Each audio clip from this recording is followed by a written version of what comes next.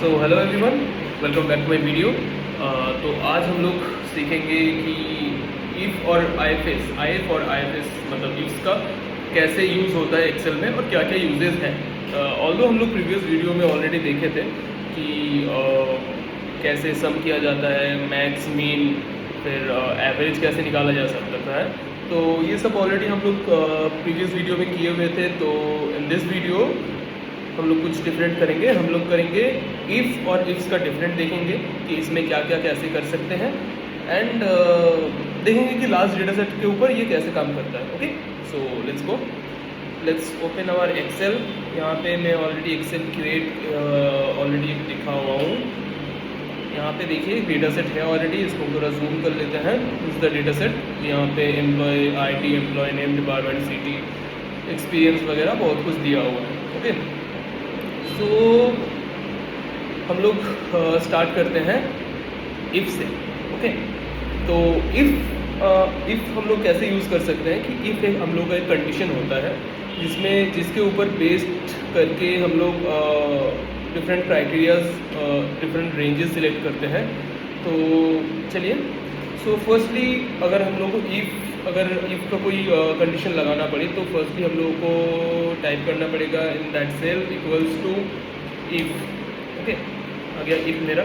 अभी let's say मेरा एक प्रॉब्लम स्टेटमेंट है कि अगर किसी का, जैसे यहाँ पे दिया हुआ है, देखिए कि बहुत लोगों का सैलरीज वगैरह दिया हुआ है, मंथली सैलरी। तो हम लोग अगर मतलब ऐसा करना चाहते हैं कि जिन लोगों का सैलरी है 40 या 50,000 या 60,000 के ऊपर, उन लोगों का आएगा कि हाई, और जो लोगों का उसके नीचे है उन लोगों का आएगा लो। ठीक है, तो चलिए करते हैं। तो इक्वल्स टू इफ, उसके बाद हम लोग को सिलेक्ट करना पड़ेगा, यहाँ पे दिखा रहा है लॉजिकल टेस्ट।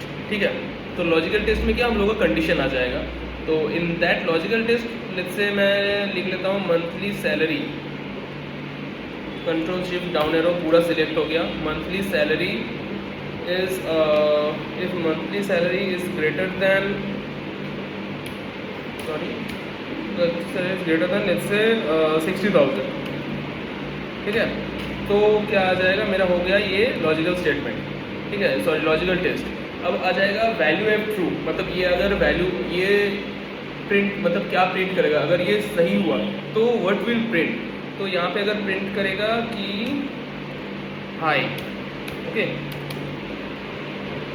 इसका अगर वैल्यू ट्रू हुआ तो ये हाई प्रिंट करेगा, और एल्स अगर ये 60,000 के नीचे वालों के अंदर क्या प्रिंट करेगा लो। ओके, सॉरी, लो। डन, देन मेरा ब्रैकेट क्लोज। अभी मैं करूँगा enter and see the magic. Sorry, यहाँ पे ना कुछ स्पिल एरर आ रहा है, तो यहाँ पे अपने को क्या करना पड़ेगा कि मेरे को फॉर्मूला चेक करना पड़ेगा कि फॉर्मूला में क्या दिक्कत आ रहा है। तो फॉर्मूला में यहाँ पे मंथली सैलरी पे दिक्कत आ रहा है, तो मैं इसके लिए क्या करूँगा कि सिंगल एक सेल रेफर कर लूँगा। मंथली सैलरी मान लीजिए ये वाला मैं रेफर कर लिया, एंटर, आ गया मेरा पूरा लो या हाई क्या है इस पर सब कुछ आ गया। ओके, सो ये हो गया मेरा सिंगल स्टेटमेंट। अगर यही चीज़ मैं अगर मान लीजिए मेरा आ गया 60,000, मैं अगर यही चीज़ मैं 2-3 पार्ट में डिवाइड करना चाहूँ, जैसे मान लो 70,000 के ऊपर वाला जिसका सैलरी है वो आ गया हाई, जिसका सैलरी है 60,000 के ऊपर पर 70,000 के नीचे उसका आ गया मीडियम, जिसका सैलरी है 40,000 के ऊपर पर मतलब 60,000 के नीचे उसका आ गया मीडियम या लो। ऐसा करके अगर मैं करना चाहूँ तो ये क्या इफ से पॉसिबल होगा? नहीं। क्यों? क्योंकि इफ हम लोगों का सिंगल स्टेटमेंट या फिर सिंगल कंडीशन अलाउ करता है। दूसरी तरफ IFS जो है अपना, वो करता है क्या, मल्टी कंडीशन, वो बहुत सारा कंडीशन अलाउ करता है अपना। तो हम लोग एक बार करेंगे IFS यूज़ करके। ओके, सो लेट्स से मेरा सेम क्वेश्चन, मतलब सेम टाइप का ही स्टेटमेंट अगर मैं क्वेश्चन स्टेटमेंट मान लूँ, दैट इज़ हम लोग करते हैं कि जो लोग 25 या 30,000 के ऊपर है, या 30,000 के ऊपर है, उसका आ गया लो। जिसका है आपका 50,000 के ऊपर उसका आ गया हाई या मीडियम।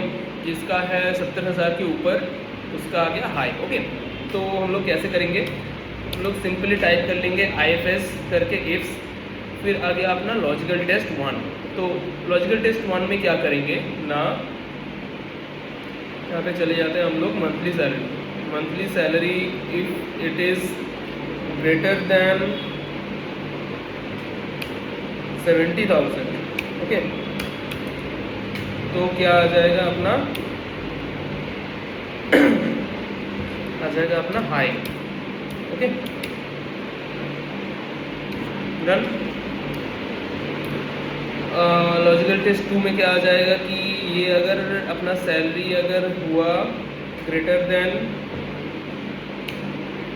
50,000, ओके, तो आ जाएगा क्या अपना मेड। Okay, done. और अगर सैलरी अपना हुआ कि 30,000 के ऊपर, ठीक है, मान लीजिए ये सैलरी है अपना ग्रेटर देन और इक्वल टू 30,000, तो आ जाएगा उसका लो।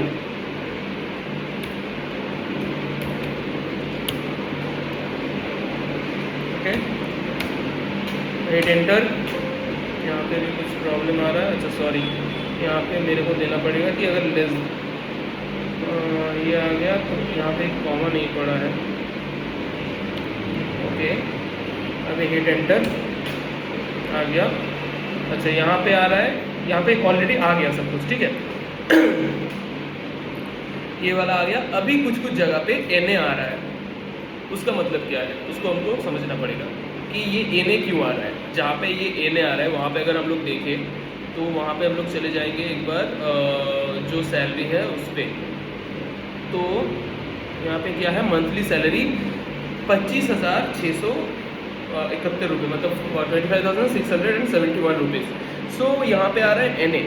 अगर मतलब दैट इज़ वेरी कंफ्यूजिंग कि NA क्यों आ रहा है, क्योंकि मैंने तो सही फॉर्मूला डाला है।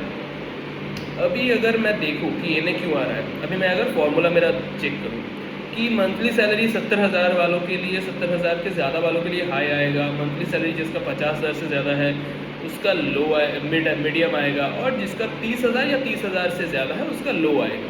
तो 30,000 के नीचे वालों के लिए हम लोग कुछ लिखे ही नहीं है। ओके, सो अगर हम लोग 30,000 के नीचे वाले के लिए कुछ कंडीशन पे नहीं ऐड करेंगे तो वो एक्सेल कैलकुलेट नहीं कर पाएगा कि 30,000 के नीचे वालों के लिए क्या कर सकते हैं हम लोग। सो फॉर दैट हम लोग को क्या एक कंडीशन ऐड करना पड़ेगा, या फिर यही इसी कंडीशन पे हम लोग को लगाना पड़ेगा less than. Okay, less than लगा दिया, मतलब इसके नीचे जितना भी है, मतलब 30,000 के नीचे जितना भी है वो लो चला जाएगा। अभी मैं अगर हिट करूँ एंटर तो भी यहाँ पे कुछ कुछ जगह पे आ रहा है NA। तो क्या करेंगे हम लोग, सिंपल से चीज़ है, Ctrl+Z मारते हैं, सॉरी इस पर तो नहीं आएगा। तो क्या करेंगे इस पर कि ये वाला मारते हैं, सॉरी इस पर आएगा ये, और इक्वल टू।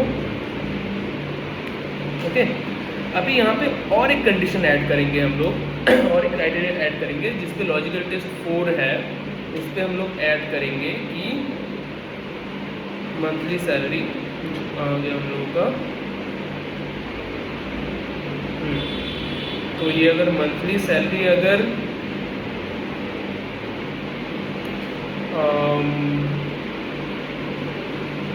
जैसे ग्रेटर देन, मतलब 10,000 के ऊपर ही होगा, तो ग्रेटर देन अगर 10,000 हुआ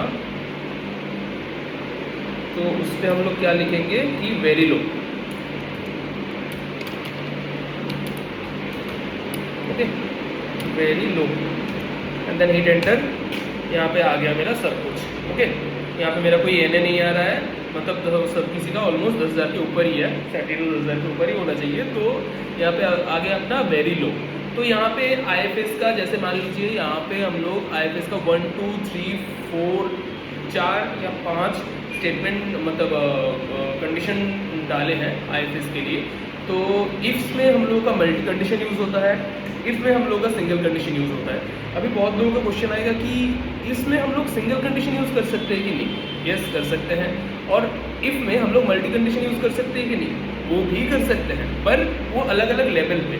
मतलब एक सिंगल इफ में हम लोग अगर कंडीशन चलाएं सिंगल इफ, तो उसमें हम लोग क्या करते हैं कि एक ही कंडीशन यूज़ कर सकते हैं, मतलब एक ही क्राइटेरिया रेंज में हम लोग काम कर सकते हैं, पर उसके अंदर एक इफ के अंदर हम लोग और एक इफ चला सकते हैं। तो उससे हम लोग क्या करेंगे कि उस तरह से हम लोग एक इफ से बहुत सारा कंडीशन यूज़ कर सकते हैं।